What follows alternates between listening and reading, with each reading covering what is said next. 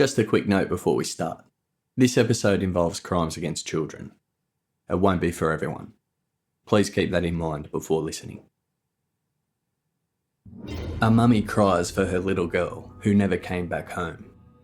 Now a family live in a shattered world, straining the family home. Are her cries of help ringing in your ears? Her eyes pleading for release? Do you feel her mounting fears? 'Cause only you can give relief. Please, Mr. Cruel, let her go, safely without harm. Please, Mr. Cruel, send her back into her family's arms. Please, Mr. Cruel. Won't you reach deep down inside you and find some good within your soul? Let her go back to society. Release her from your hold. Please, Mr. Cruel. Please, Mr. Cruel. Please, Mr. Cruel.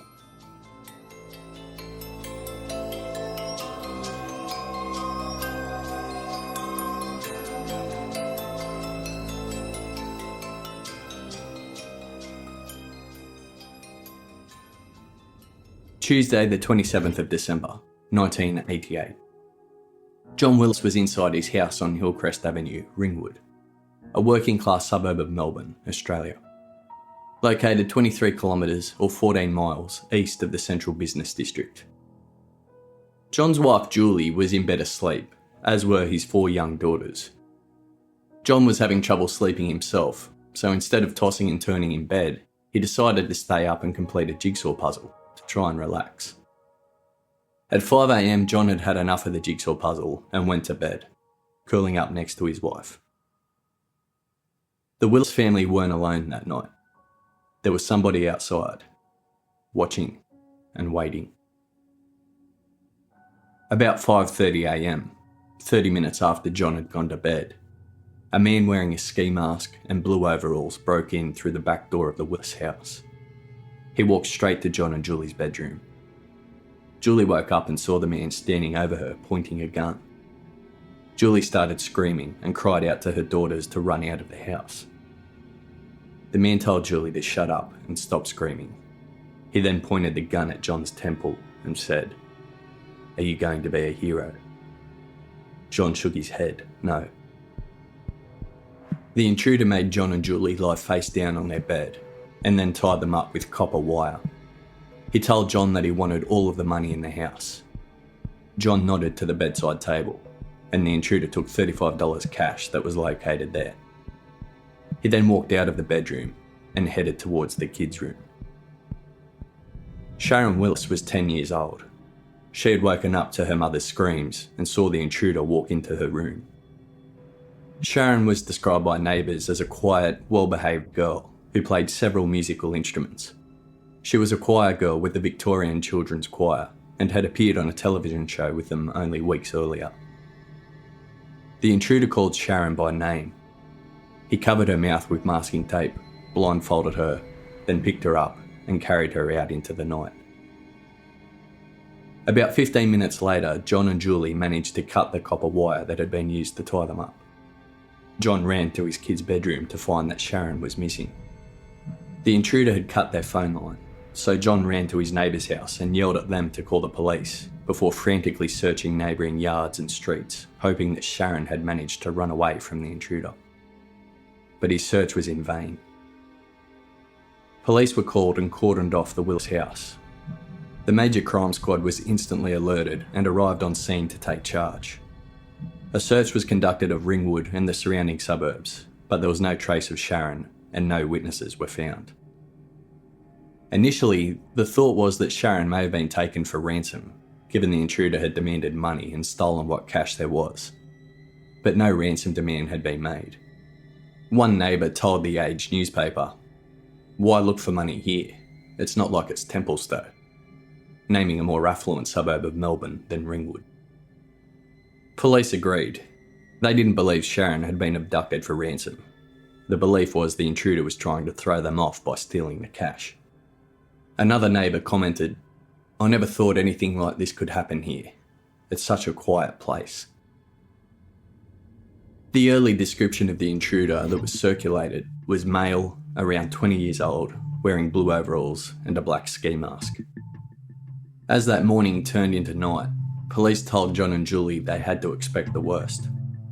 The officer in charge of the case, Detective Chief Inspector Des Johnson, said publicly, "We're still as much in the dark as we were this morning. The fears are growing all the time." At 11:15pm that night, a white Commodore vacationer sedan was seen acting suspiciously in Bayswater, about 8 kilometres or 5 miles southeast of Sharon's house in Ringwood. The Commodore had 3 blue stripes running down the side.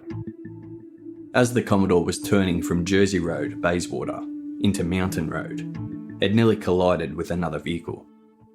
The Commodore had its headlights off, and the driver of the other vehicle had to brake and swerve to avoid a collision.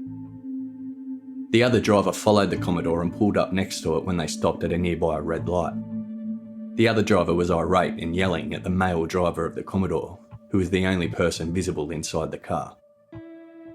The driver of the Commodore didn't want anything to do with the other driver. He turned his head and inched forward, looking anxious to not be seen. When the lights turned green, the Commodore continued for a short distance before turning right into Church Street, headed towards Bayswater High School. The other driver didn't get the registration plate. Less than 45 minutes later, Sharon was found wandering along Orchard Road, outside Bayswater High School. A passing motorist saw her and stopped to check if she was okay. The alarm was raised, Sharon was taken to hospital, and police were notified. Sharon had been held captive for 18 hours. She detailed the extraordinary lengths her captor went to in order to avoid detection. He thoroughly cleaned both Sharon and himself, right down to the scraping of their fingernails and the cleaning and flossing of their teeth, to get rid of any potential DNA evidence. He then taped a garbage bag up to Sharon's neck, put a man's shirt over the garbage bag, then put another garbage bag over her head. He drove her to Orchard Road and let her out of his vehicle, near Bayswater High School. John Willis fronted a press conference where he said he was grateful for the return of Sharon, but he would never be able to forgive the man responsible. He had increased the security of his home, and he, his wife, and 4 daughters had spent the nights since Sharon's return huddled together in the lounge room, too scared to sleep alone, fearing the intruder would return. Police performed regular surveillance and patrols of their house to ensure this didn't happen. John Willis then said, quote, "The whole experience of somebody bursting into your home and tying you up is terrifying. To have your daughter taken and not know where she is indescribable. I honestly believe this man has done this before. He came well prepared and covered his tracks. I've run his voice over and over in my mind to try to remember whether I might know him, but I don't." Police checked reports of similar offences to see if they could make any connections to prior cases. Within days, they revealed it was possible Sharon's attack could be linked to as many as 8 previous unsolved attacks across Melbourne in the last 10 years. 2 teams of detectives were put on the case. Detective Chief Inspector Des Johnson told the media that crimes of this nature are often harder to solve than armed robberies or murders, as the offender is often a loner, maintaining the impression of normality in his everyday life, and is somebody who wouldn't boast about the crime to family or friends. He revealed that Sharon was kept blindfolded for the entire 18 hours she was held captive. He then said, quote, "We can only dread what the man would have done if the girl had pulled off the blindfold and seen his face. It is that close to being a homicide. It is only an extra step." On Monday the 2nd of January 1989, 6 days after the attack, the Victorian State Government announced a $100,000 reward for information on Sharon's abduction. It's believed this was the first ever reward offered in an abduction case in the state's history. Detective Chief Superintendent Kevin Holliday said, quote, "Nobody can misunderstand the monstrous nature of this offence or the danger to the community if the offender remains at large. There is a real possibility that there will be a repetition of it." On the 5th of January, police did a large pamphlet drop at houses near Sharon's home and around the area she was found. Police also publicly displayed a car similar to the white Commodore seen acting suspiciously in Bayswater just prior to when Sharon was found. Police said they had considered Sharon's description and version of events before releasing information about that Commodore and doing the public displays. Many calls were received from the public and many leads were chased down. Police even had a few potential suspects in mind, but nothing concrete. No arrests were made. 18 months later, Tuesday the 3rd of July 1990, 13-year-old Nicola was at home with her 15-year-old sister Fiona. They lived on Monomeath Avenue, Canterbury, 17 kilometres or just over 10 miles west of Sharon's house in Ringwood. Canterbury is an affluent suburb, home to several high-ranking former politicians. Many of the properties in the suburb were worth over $1 million at the time.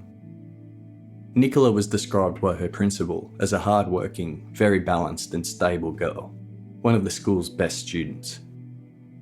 The Linus family were quiet and mostly kept to themselves. They had moved to Australia from England 4 years earlier.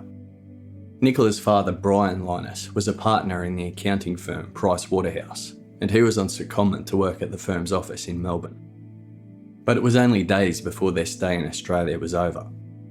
Brian's work had been completed, and the family's bags were packed, ready for the move back to England. Nicola and Fiona were in bed asleep. Their parents, Brian and Rosemary, were out for dinner with friends. At 11:40 p.m, a man described as being dressed in dark clothes and wearing a black ski mask forced open a rear window of the house. He crept inside armed with a knife and a handgun. The intruder made his way to the girls' bedroom and woke them up, threatening to harm them if they didn't cooperate. He tied up Fiona, then said to her, "Tell your father I want $25,000. He directed Nicola into another room and told her to get her school uniform. Nicola was a student at Presbyterian Ladies' College in Melbourne.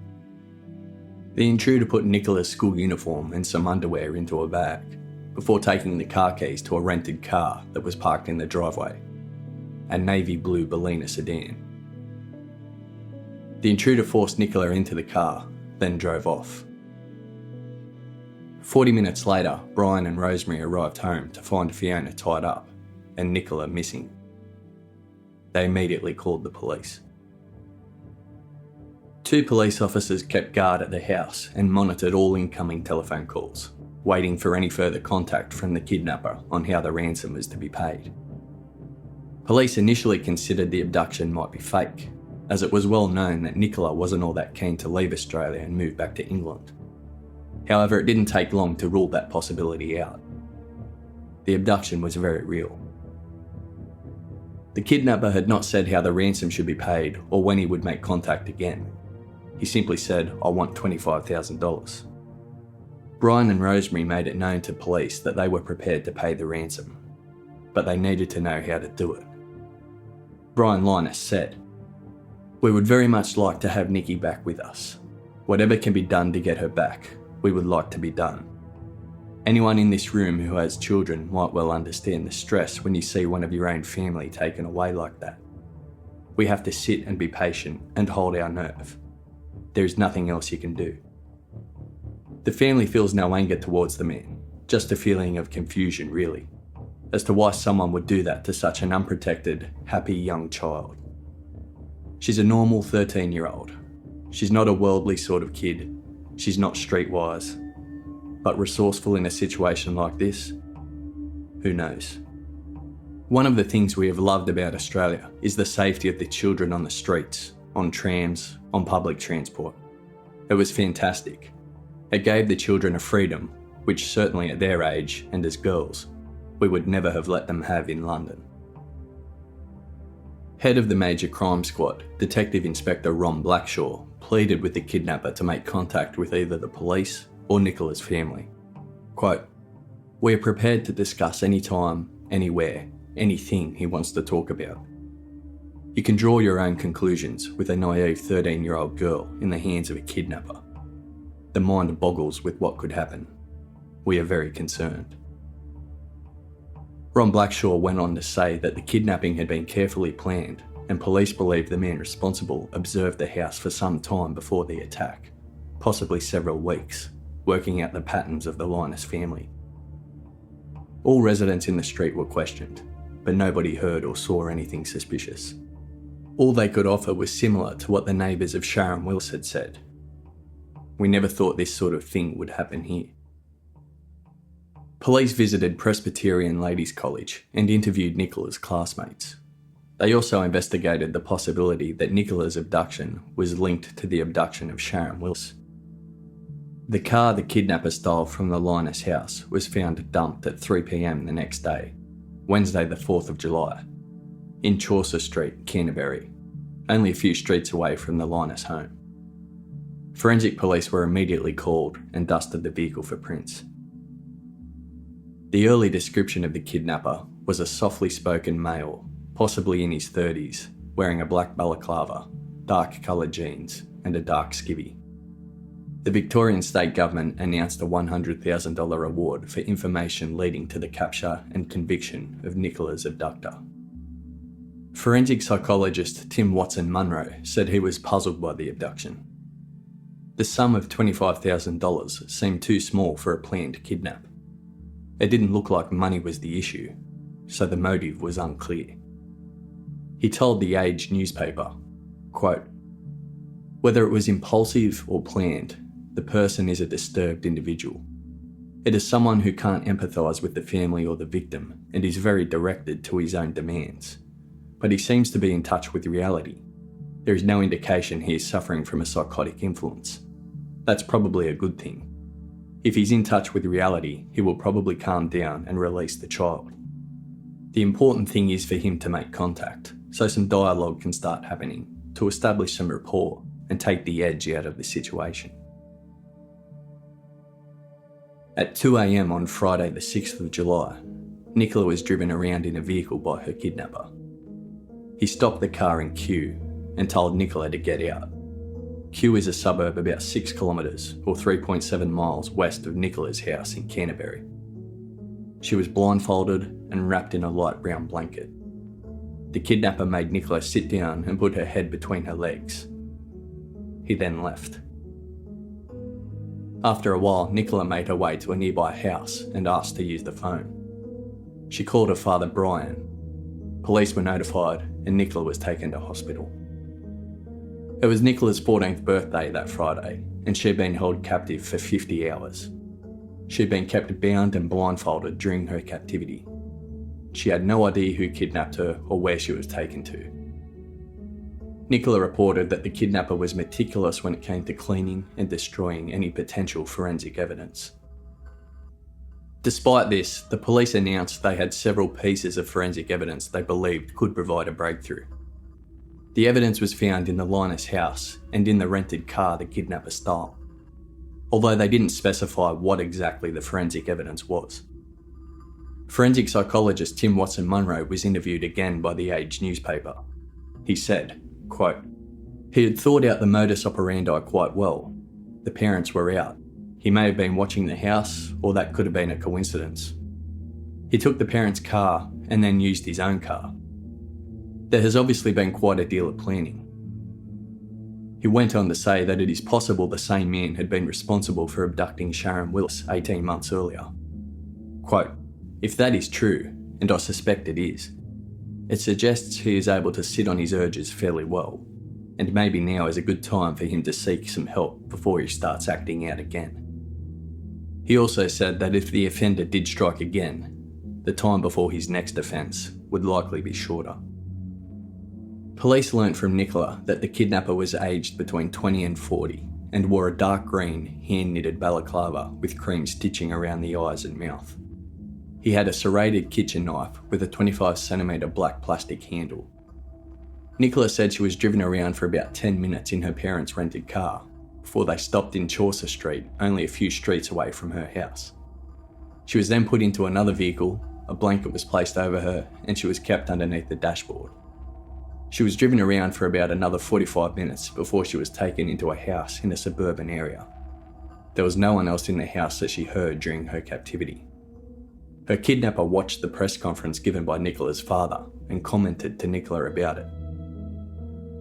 Police set up an information caravan in Chaucer Street in the hopes somebody may have seen something. They also set up a caravan at the location where Nicola was found. In relation to these displays, Detective Inspector Maloney said, "We are not following any specific leads, but some investigations look promising." Police then set up a roadblock in Canterbury. Every car was pulled over and people were questioned if they were in the area the night Nicola was abducted. If they were asked if they saw anything suspicious. Traffic was banked up for 500 metres at times. Some accused the police of resorting to this tactic because they were getting desperate. Detective Inspector Maloney denied this, saying he was confident the case would be solved. It wouldn't be solved in 5 minutes, but it was a solvable case. Given that the attacker had told Nicola to grab a school uniform, police believed he may have been keeping watch on her school, Presbyterian Ladies' College. There had been recent reports of several different suspicious men loitering around the school grounds. Reports then surfaced that another attack had been linked to the abductions of Sharon Willis and Nicola Linus. This attack occurred in August 1987 in the suburb of Lower Plenty, 16 kilometres northeast of Melbourne's central business district. At 4 a.m, the attacker removed a window pane in the lounge room and entered the house. He was wearing a mask and carried a small handgun and large hunting knife. He made his way to the parents' bedroom, forced them onto their stomachs at gunpoint, and then expertly tied their hands and feet with knots commonly used by sailors or by those securing large loads. The offender then made his way to the kids' bedroom. He gagged a 6-year-old boy and tied him to his bed, then attacked an 11-year-old girl. He didn't abduct the girl, but he was in no hurry either. He remained inside the house for 2 hours. He even took the time to stop his attack, go to the kitchen, and to make himself a meal.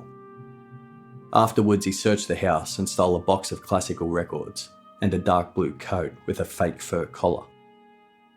Before leaving the house, the attacker made a phone call.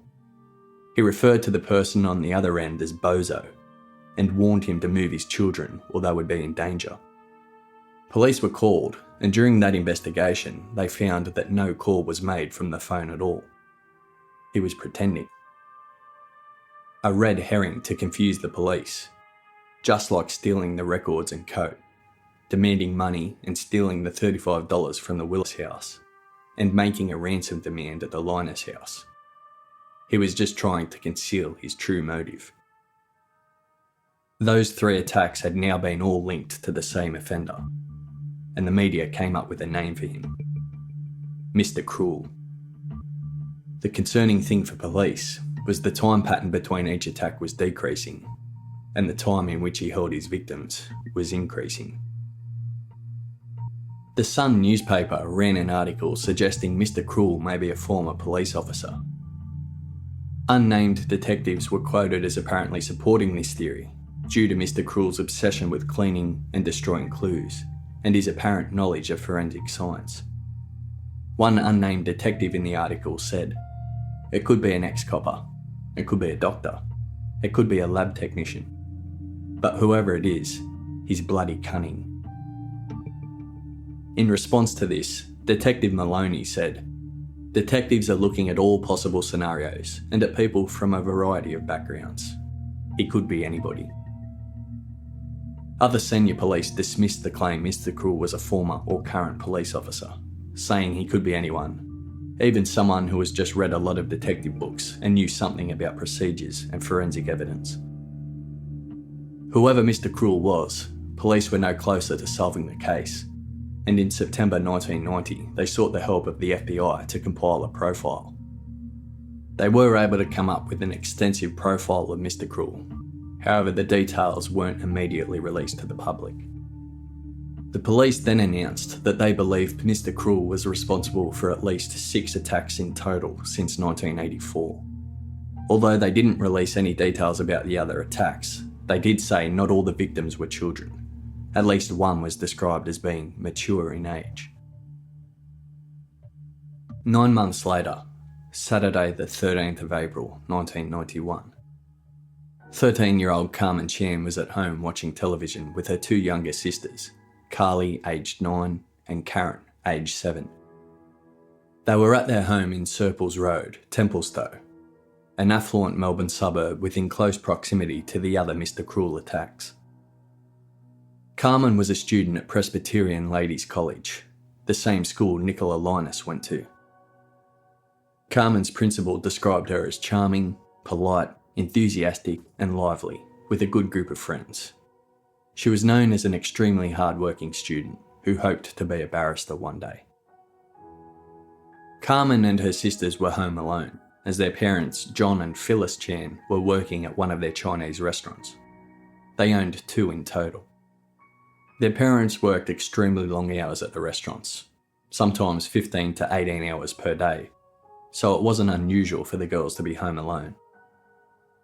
About 9 p.m, Mr. Cruel tampered with an elaborate security gate and was able to gain entry to the property that was surrounded by a high brick fence. He made his way to one of the Chan's vehicles that was parked in the driveway. In white spray paint, Mr. Cruel wrote, "Payback, more to come, and Asian drug deal." Another red herring to try and confuse the police. It's believed he got inside through an unlocked door or window.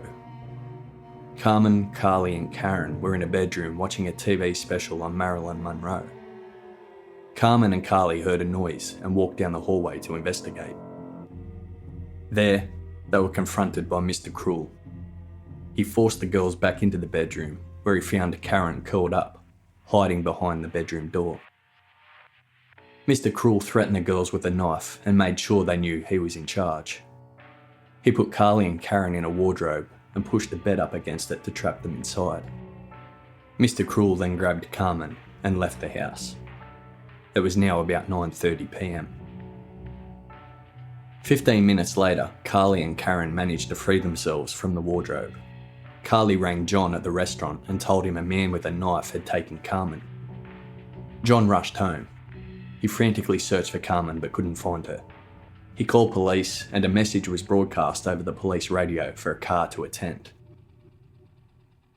When the radio dispatcher said a 13-year-old girl had been abducted by a masked man armed with a knife, police immediately realised the possible connection between the previous attacks. All available units were called to attend, including a police helicopter and sniffer dogs. Surrounding streets were sealed off as the massive search got underway. A police dog did pick up a scent which it followed north to nearby Church Road. However, the scent suddenly ended. It's believed this is where Mr. Cruel had his car waiting. Nearby residents were canvassed and nobody had seen or heard anything. It was a suburban residential area, and police couldn't believe Mr. Cruel was able to carry a presumably struggling girl that far without being seen. The latest description of Mr. Cruel was male, about 25 to 35 years old, slim to medium build, 170 to 180 centimetres tall, wearing grey sneakers, a greyish-greenish tracksuit and a balaclava. Based on the way the words were spray painted on the Chan's car, they believed he was right-handed. The officer in charge of Carmen's case was Detective Inspector David Sprague. He immediately appealed to the public for help. He said police wanted to hear from anyone knowing of a workmate, friend or relative who unaccountably disappeared at the time of Carmen's abduction. Another thing that stood out, it was currently the school holiday period. The previous Mr. Cruel attacks had occurred either during or right around school holiday time. The police had no doubt Mr. Cruel had been watching the Chan's home and knew the 3 girls were alone. Whilst the exact details weren't released, police said Mr. Cruel had become more vicious towards his victims with each attack. Criminologist Dr. Paul Wilson told the Sydney Morning Herald, quote, "I think that if he is caught, a lot of people will be shocked. They will have known him as an intelligent, quiet, maybe even introverted man." He then said Mr. Cruel's personality could be similar to Peter Sutcliffe's, the Yorkshire Ripper. It's believed Mr. Cruel closely followed his own publicity. He liked reading about himself in the paper and watching news reports on television. Inspector Sprague appealed to him to release Carmen as she suffered from asthma and did not have her spray with her, so she had the potential to suffer a severe attack under stress. John and Phyllis Chan gave an emotional press conference on Tuesday, the 16th of April. Please bring my daughter Carmen back to home.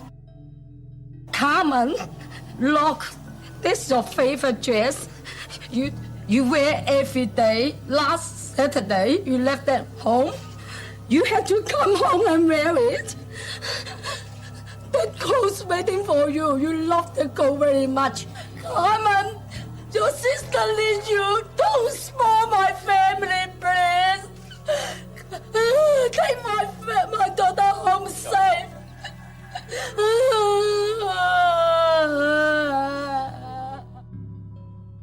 Please, release my daughter. Oh, my family love her. Some of the police working the case had worked for as long as 36 hours straight. On Friday the 19th of April, Carmen's sisters wrote letters to their sister and to Mr. Cruel. It was now 6 days since Carmen's abduction, by far the longest amount of time Mr. Cruel had held on to a victim. The police released the letters hoping Mr. Cruel would see them and release Carmen. 7-year-old Karen wrote, "Dear Carmen, I miss you a lot of time. I'm very scared in the dark and Mum and Dad miss you very much. Mimi is sick because she misses you too. Love from Karen." Mimi was the family dog. 9-year-old Carly wrote, "Whoever has my sister, I would like her back because then she can help me with my homework and also take good care of my little sister and me. Carmen, I wake up all the time. I need you, Carmen. Please bring Carmen back. Carmen, Mum, Dad, Karen and I are waiting for you. We all miss you very much with our hearts. Love, Carly." Chief Superintendent Kevin Holliday said the concern of the investigators was growing the longer Carmen remained missing. Quote, "Quite obviously, the longer the time, the greater our concerns. We are now approaching a week. We have grave concerns. We are affected. It's the tragedies in life that we see all the time. I think this one in particular has probably affected far more people than we realise, and that would include many of the media, I think." Inspector Sprague again had to address questions and rumours about the occupation of Mr. Cruel. He said, quote, "It could just as well be a policeman who is working now. It could be a former policeman. It could also be a solicitor or a barrister. Or it could just be somebody who is well read in forensic medicine. He could also be a criminal who has come unstuck before through forensic evidence. Any suggestion of occupation or background is pure speculation with no basis in fact." He also said that in the 25 years he has been a police officer, he had never tried to track a cooler, more calculating criminal with such an extensive knowledge of forensic science. Given how Mr. Cruel had previously tried to throw police off with red herrings, the fact that both Carmen and Nicola were students at Presbyterian Ladies College could have been a deliberate tactic by Mr. Cruel, another decoy to focus police attention on staff at the school. It also could have been the spot that Mr. Cruel found his victims, or it just could have been a coincidence. Police weren't sure which it was, and had to consider all possibilities. Mr. Cruel had also tried to make one of his previous victims believe he wasn't alone. He would yell out, ask questions, and make demands, as if he was talking to somebody else in the house. But Mr. Cruel's victim never heard anyone answer, never heard anyone else speak, and got the sense that Mr. Cruel was just pretending there was somebody else present. Yet another red herring. Despite the fact that it had been a week since Carmen's abduction and concerns were growing, Inspector Sprague remained hopeful Carmen would be returned. Quote, "We are ever optimistic. We know that he displays sympathy to his victims. We also know he is very clever. We think that he knows it's in everyone's best interests to release Carmen." On Tuesday the 23rd of April, the Victorian State Government issued a $100,000 reward for information leading to the arrest and conviction of Carmen Chan's kidnapper. The $100,000 rewards still stood for Nicola and Sharon's cases as well, making the total $300,000. On top of the reward, police commenced an extensive door knock around the area where Carmen was abducted. More than 200 police knocked on over 3,000 doors, one of the most widespread police door knocks ever conducted in Victoria. As well as speaking to the residents, police also delivered leaflets with information and set up an information caravan in Templestowe. Widespread public appeals for information had resulted in over 3,000 phone calls made to the police hotline. Detectives had hoped that Mr. Cruel would release Carmen before the end of the school holidays. When Monday the 29th of April arrived, the first day back at school, the hopes of finding Carmen alive had severely faded. Police held grave fears for her safety. The students at Presbyterian Ladies College began their new school term with a special assembly praying for the safe return of Carmen. Police also requested the students fill out a questionnaire which asked about any suspicious activity they may have seen around the school or around their homes. Police had compiled a list of over 130 people they believed could be capable of kidnapping children. Some names were provided by members of the public. Other names were identified by going through police records. The background of all of these suspects was thoroughly investigated, establishing their marital status, identifying what car they drove, their occupation, and ascertaining if their partners went away during the school holiday period. On Wednesday the 1st of May, it was announced that a special task force had been established to investigate the Mr. Cruel case. The task force was called Operation Spectrum, and the officer in charge was Detective Inspector David Sprague, who led the investigation into Carmen's abduction. They released a colour poster with photographs of Carmen, Nicola and Sharon. It was titled Child Abductions, and it was displayed in every police station in Victoria and printed in all major newspapers. They were displayed at railway stations and on Crime Stoppers notice boards in shopping centres. You'll find a link to view the poster in the show notes. The poster asks 3 questions. Do you believe you know the identity of this man? Have you informed police of your suspicions? Where was the man during the above dates? On Thursday the 2nd of May, Phyllis Chan wrote an open letter to Mr. Cruel, pleading with him to let Carmen go. It read, "To the man who took Carmen Chan. Dear Mr. Kind, not Mr. Cruel. We miss Carmen very, very much. Please let Carmen go. We know you are a kind and caring person. We hope Carmen is safe with you. School has resumed and it would be nice if Carmen can return to school. Thank you for letting her free and we can rebuild our lives. Please hear our plea. Love from the Chan family. Father, mother and sisters of Carmen." A family friend of the Chan family, Jennifer Walsh, also wrote a song. The lyrics are what you heard at the start of the show. On Sunday the 5th of May, it was first reported that police now believed Carmen had been murdered. Operation Spectrum had started as a murder investigation. An unnamed police source told the Age newspaper, quote, "We got no doubt the same person is involved, and after 3 weeks you've got to say it's not looking good.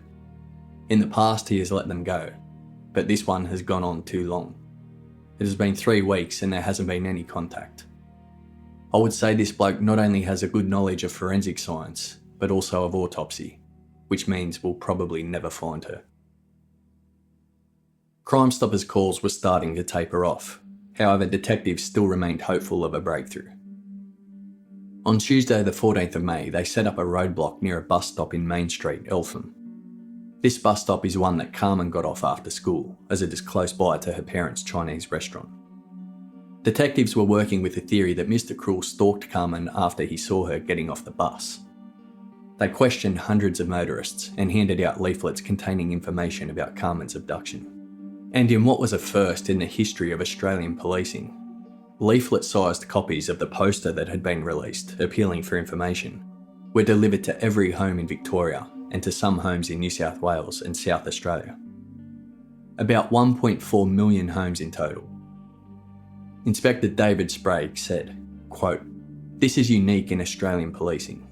Nothing on this scale has ever been attempted before. It just shows the feeling out there in the community. Someone knows who this person is, and that's who we are trying to get to. I hope it will trigger the person to give us that phone call we are looking for." As well as the leaflets, close to 100 billboards around Melbourne displayed the poster. Phyllis Chan penned another open letter to Mr. Cruel. It read, "To the man who is with Carmen Chan now. I beg you to release my daughter Carmen immediately. I am longing for her safe return every minute of the day. I love her very, very much. I am willing to offer my life in exchange for Carmen's release. Carmen's sisters Karen and Carly miss her very, very much. They had trusted you on the night of 13 April. They had cooperated with you because you were calm and you looked kind. You had promised them that after you had gone, their sister would open the door for them. You have broken your promise. They were very upset. They blamed themselves for trusting you and did not help Carmen. They feel very, very guilty now. Karen's birthday is at the end of May and Carly's birthday is in June. Both girls say they want nothing but Carmen for their birthday present. Please send Carmen back home immediately. God bless you. Thank you very much. Love from Phyllis." Carly had started sleepwalking. She would walk into the living room of the Chan house saying, "Carmen, where are you? Have you come home yet?"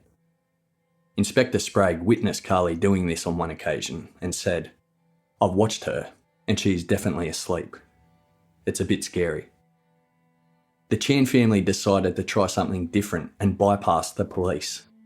They wrote another open letter to Mr. Cruel, telling him he could contact them by writing to a private postal address. In order to get the address, Mr. Cruel would have to decipher a code in the letter by asking Carmen the name of family friends in Hong Kong. Phyllis Chan said, "If we do it through the police, he won't get in touch.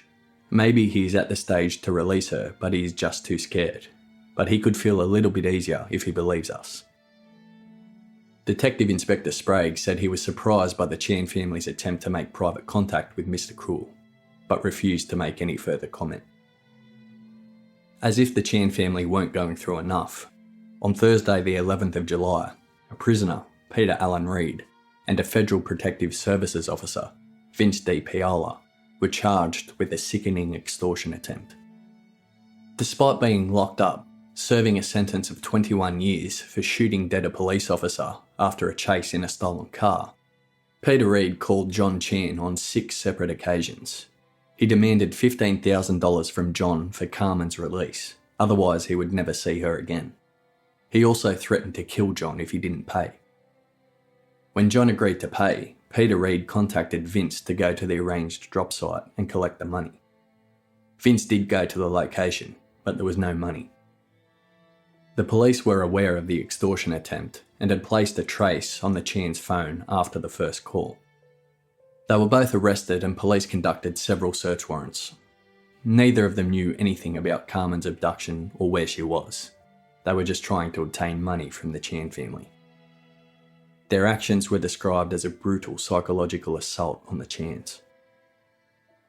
The Linus family had since moved back to England. Detectives from Operation Spectrum flew to England to re-interview Nicola. The thought was that Nicola had been held the longest by Mr. Cruel. She now had more time to reflect, and it was hoped she may have remembered more details that could help the investigation. Inspector Sprague said, "You are opening up old wounds when the family is just trying to get back on track. But the family realises we are trying to catch this bloke. The more we know, the more chance we've got in catching him." Leading up to the 1-year anniversary of Carmen's abduction, the Age newspaper ran a feature article about the case. A close family friend of the Chans, Paul Williams, said this about Phyllis. "I think she's a lot more in control of herself now. Having been through a year of trauma, she's more or less resigned to believing that Carmen may no longer be alive, and she's trying to go about her life, but certainly in a different way than she did 12 months ago." On Thursday the 9th of April 1992, only a few days short of the 1-year anniversary of Carmen's abduction, a man was walking his dog along a track that ran through an isolated State Electricity Commission Terminal station site in Thomastown, about 20 kilometres or 12.5 miles from Templestowe. Part of the area had been used as a dumping ground for landfill. It had recently been levelled by earthworks, causing a shallow grave to be disturbed. The man found a human skull about 20 metres away from Edgar's Creek. Police were called, and an extensive search uncovered a number of other bones in a shallow grave. The human skull had 3 bullet holes. Police were able to confirm it was the remains of Carmen Chan. The Chans were actually preparing to hold a press conference to mark the 1-year anniversary of Carmen's abduction. That press conference was cancelled. The police held their own press conference to announce the discovery. Detective Inspector Sprague said, "It is horrific. For a child to be killed in that fashion is just incomprehensible. We believe he cannot control the desire to act out his urges. It is like an addiction, and he will not stop until he is caught." Although John and Phyllis may never hear the laughter of their daughter again, they can now say goodbye to Carmen and put her soul to rest as she deserves. The family will now have the opportunity to start rebuilding their lives. Detective Chief Inspector Peter Halloran, head of the homicide squad, said the body had probably been at the site for almost 12 months, and whoever buried the body would likely have some knowledge of the area. Police believe Carmen may have been killed because she saw Mr. Cruel's face, causing him to panic. They believed this based on what Mr. Cruel told one of his other victims. "My freedom is more important than your life." Phyllis had also previously told police that Carmen was not the sort of girl to accept being kidnapped without a fight. She believes Carmen may have ripped off her blindfold and confronted Mr. Cruel. Believing Mr. Cruel may have suffered anxiety, stress, depression, and displayed signs of remorse after Carmen's murder, police wrote to every single one of Victoria's 10,000 registered doctors, asking them to consider breaking patient confidentiality. Their appeal asked doctors to consider whether their duty to the community outweighed their duty to a patient. They believed Mr. Cruel may have sought treatment after Carmen's death. The letter had the backing of the president of the Victorian branch of the Australian Medical Association, Dr. Paul Hemming. The doctors were also sent a profile of Mr. Cruel, the dates of the crimes, and other information about the case. The move was met with some criticism, as people doubted Mr. Cruel would have made a full confession to a doctor. So it became a little murky for doctors if they just had suspicions about a patient. It would be difficult to know if they were just being paranoid and overly cautious, or if they were making a reasonable judgment. Many doctors did respond to the appeal, and police said they received some useful information. Police then turned to the United States and a convicted kidnapper and child killer, Richard Sterrett. He was being held in a hospital for the criminally insane, and Victoria Police wanted to speak to him in the hope he could give them some insight into Mr. Cruel. The reason being, like Mr. Cruel, Sterrett kidnapped several young girls, held them for several days, then released them. However, he did end up shooting one of his victims dead. Sterrett's forensic profile closely resembled Mr. Cruel's. How helpful he was, or if he even spoke to the Victorian Police, is unknown. An officer did fly to the United States at one point, but it's not clear if any contact was made. Sterrett said publicly he would be happy to speak to the Victorian Police if they wanted, but he doubted he would be able to provide any useful information. In Sterrett's case, he was married and waited until his wife visited family who lived interstate. He then hired a vehicle and drove to another city. He went door to door acting as a salesman until he found a young girl home alone. So his method was different to Mr. Cruel's. It wasn't until Wednesday the 27th of January 1993 that further information was released to the public about Mr. Cruel. Police released sketches of a bedroom and a bathroom of his house, drawn by one of the victims. You will find links to those sketches in the show notes. They also released information that Mr. Cruel's victims heard large jets flying overhead when they were held captive, leading police to believe the house was directly underneath a Melbourne airport flight path. This information led police to check about 30,000 houses in 15 different northern suburbs of Melbourne, trying to find a match to the descriptions given by Mr. Cruel's victims. Detective Inspector Sprague hoped someone would recognise the bedroom and bathroom based off the sketches. The bedroom had beige or cream carpet, peach-coloured full-length curtains, a double bed with peach-coloured bedhead, an orange lamp base and lemon shade with thin white vertical stripes, light-coloured walls and a white door. There was a dark blanket over a bookcase or cabinet at one end of the room, and a radio had been playing constantly. The interior design was believed to be dated between 1988 and to 1990. Inspector Sprague said, quote, "That description of the bedroom was drawn by one of the victims, who actually, to her extreme danger, had a peep and looked around the bedroom at one stage, even though she was warned." The bathroom was an unusual configuration. Someone would have to pass a wash basin to get into the shower, which had a glass sliding door. There was also a bath. The house had a right side driveway, and there were only a couple of steps to the front entrance. The house was on a quiet street with little traffic. Inspector Sprague said that they didn't want to tip off Mr. Krul that they knew that much information about his lair. That's why they didn't release the information sooner. Mr. Krul could have changed the interior before police had a chance to find his house. However, police had now exhausted their door-to-door search for the house, so they were turning to the public for help. Detectives were convinced the house was under a flight path and close to Melbourne Airport. They received a flood of calls from the public after this press release. Around 1,400 additional pieces of information were received. They checked out a number of houses, but all were eliminated. In June 1993, just over 2 years since Carmen's abduction, Operation Spectrum was scaled down to a core group of 10 police. At one stage, there were over 40 working on the task force. Inspector Sprague departed as head of the task force to take up a job as officer in charge of the detective training school at Russell Street headquarters. He said, quote, "It is not work after a while. It becomes your life. You live the investigation day after day, racking your brains for possibilities. You are constantly thinking, when is he going to strike again? If we don't get him, some other child will be a victim. That's the pressure we deal with all the time." The decision to scale down the size of the task force was made after an internal review of the investigation.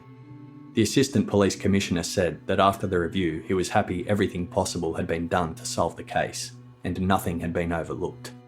He assured the public that the case would not be forgotten or neglected, and the search for Mr. Krul would continue. If there was a major breakthrough, the number of staff on the task force would be increased again. It was then reported that the task force would be completely disbanded at the end of January 1994. Phyllis Chan said, quote, "The task force has been fantastic. The detectives have been very hard working, but unfortunately they couldn't find or identify the man who took my Carmen. I know they have worked very hard and they care for me and my girls." Detective Sergeant Fontana, who was the second in charge under Detective Inspector Sprague, said, "The workload has been enormous. Everyone has worked extremely long hours. It's not through a lack of trying that we haven't solved this case. It's depressing and very frustrating that with all the work we put in, we haven't solved it." Responsibility for the investigation fell to the rape squad and to the homicide squad. The Chan marriage had suffered enormously in the years since Carmen's abduction. The speculation, the strain of media appearances, and their never-ending search all took their toll. Phyllis and John divorced, after which Phyllis went through a financial collapse. She lost her car, the house, and only just held on to her restaurant. In early 1995, Phyllis was viciously bashed. Her guard dog was poisoned weeks before the attack, and police believe her attacker was watching her during that time. After working over 16-hour days at her restaurant over the weekend, she returned home about 12:30 a.m. on Monday morning. She was carrying the restaurant takings when she got out of the car. She was clubbed from behind with a wooden object. She pleaded, "I am Carmen Chan's mother, please don't." But she was smashed on the skull several more times before her attacker took off with the money. She required surgery, 60 stitches, and hospitalisation for about 1 week to recover. An ex-employee of Phyllis was responsible for the attack.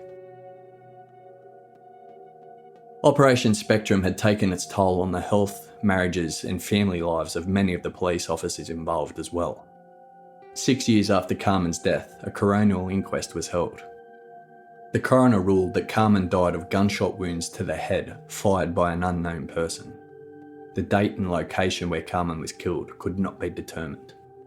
The coroner said the case will remain open. Operation Spectrum was the largest task force in Victoria's history up to that point. Incredible resources were thrown at it. The people of Victoria demanded that the crime be solved, more so than any other. It lasted for close to 3 years. 27,000 people were interviewed. 10,800 leads were investigated. 910,000 kilometres, or 565,000 miles, were travelled investigating those leads. The FBI and Scotland Yard were both consulted. 30,000 houses were checked out. Police worked 25,000 hours in unpaid overtime. There are still 32 people the task force identified as possible suspects that have not been able to be eliminated from the investigation. The total cost of the investigation was about $3.8 million.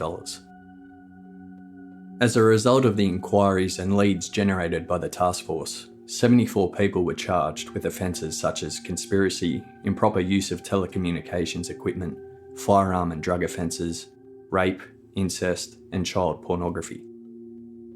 Changes to child pornography legislation were made as a result of the investigation, as was a strengthening of legislation regarding sex offenders loitering in areas frequented by children. But they didn't get the man they most desperately wanted. On the 25th anniversary of Carmen Chan's abduction in 2016, a new reward was announced: $1 million for information that leads to the arrest and conviction of her killer. They also announced that the Director of Public Prosecutions may grant anyone with information on the case indemnity from prosecution. Former member of the task force, who is now an Assistant Commissioner, Stephen Fontana, said, "We have always maintained that there will be someone in the community who is an associate or knows the offender in this case. We have always thought someone would know and be close to him, and know it was him." He also said that he believed Mr. Cruel was still alive, and that he would still have items taken from the victims as trophies. Detective Inspector Sprague describes the case as the monkey on his back that's still there. There were too many suspects rather than too few. He believes it is possible Mr. Cruel was one of the tens of thousands of people police interviewed during the investigation. In 2012, David Sprague told the Herald Sun newspaper some issues that Operation Spectrum faced. This quote is referring to the Carmen Chan case. "The crime scene was not preserved as it should have been. We had a lot of problems with it. Unfortunately, the initial police member in charge had set up the command post inside the house. It was a disaster, with people stomping all over the place. They didn't seal the crime scene off as they should have." He also talked to the Herald Sun about when Operation Spectrum first identified Mr. Cruel was almost certainly responsible for an earlier series of attacks in Melbourne. When they reviewed the evidence from those cases, they discovered vital evidence had gone missing. The tape that Mr. Cruel had used to bind one of his victims was no longer there. Mr. Cruel wasn't as careful in those earlier attacks as he was in the later attacks, so his DNA may have been on that tape, able to be discovered by advances in technology. This is what David Sprague said, quote, "We will never know, as the exhibit just isn't there anymore. In those days, police didn't have the supervision that they do now. With things like exhibits, people would sometimes leave them in their lockers. By the time we identified these additional attacks years after they had taken place, some of those exhibits had been lost and others had simply been thrown out. They had never been examined." Operation Spectrum actually changed the way all Victorian detectives conduct investigations, with the introduction of minimum standards for things like exhibits, crime scene preservation, and record keeping. Mr. Cruel had an incredible impact on Australia in the late 80s and early 90s. He was Australia's bogeyman, sparking unprecedented fear in adults and children. Even hardened criminals were shaken and took measures to better protect their families. Unless you lived through it, it's hard to fully appreciate. Dr. David Wells, head of the Victorian Police Forensic Department, told the Sydney Morning Herald in 1991, quote, "For all children, their home is a safe house. They feel secure there. They are looked after there. Suddenly, they have been confronted by the idea that they could be taken away from that environment by a man in a balaclava. Many parents I've spoken to say their children are feeling very insecure. Some are having nightmares, can't sleep, and are worried about the security on their house. The FBI profile of Mr. Cruel has since been made public. Information from the victims was analysed and formed a basis for some of the profile. Keep in mind, a profile is only a guide and not an exact science. Nobody should be discounted just because they don't match the profile. Mr. Cruel is intelligent, obsessive about cleanliness, has an intense interest in children, a steady job, is creative and visually orientated, meaning he gets satisfaction from the way things look rather than the way they function. He is Caucasian with a slim to medium build, aged between 30 and 50, about 175 centimetres tall, with a small pot belly, fair to sandy coloured hair, and at times was unshaven or sported a beard. He possibly wears glasses, he is tidy in his appearance and dress, his home is neat and clean. He's the type of person to clean his hands immediately if they become dirty. He could have had a low or senior management job, or may have even been self-employed, giving him mobility to roam around Melbourne during the day. He would appear to be kind, genuine, interested and dedicated to helping children. A good neighbour, possibly an introvert. He would have access to another house during the kidnappings and would have been very stressed after each crime. His behaviour might have been erratic around the times of the crimes. He could have taken time off work and appeared preoccupied, distant and unable to concentrate. He used the words bozo, worrywart and missy a lot during the attacks. He would possibly show signs of sexual dysfunction if involved in a personal relationship. His sexual arousal and gratification would be dependent on his partner playing specific roles, such as dressing up as a schoolgirl. The possibilities as to why Mr. Cruel hasn't attacked again are as follows. He was sent to jail for an unrelated case. He moved, either interstate or overseas. He may well have committed more crimes, but they either haven't been detected or they haven't been linked to him. He was interviewed by officers from Task Force Spectrum during the investigation, and that was enough to make him stop. Or he's dead. We end with a quote from forensic psychologist Tim Watson-Munro. There is a big question mark over Mr. Cruel in that there have been no further offences that we know of since Carmen Chan. I find it intriguing that he has not surfaced again, because people with this kind of problem have a very strong compulsion to satisfy their needs.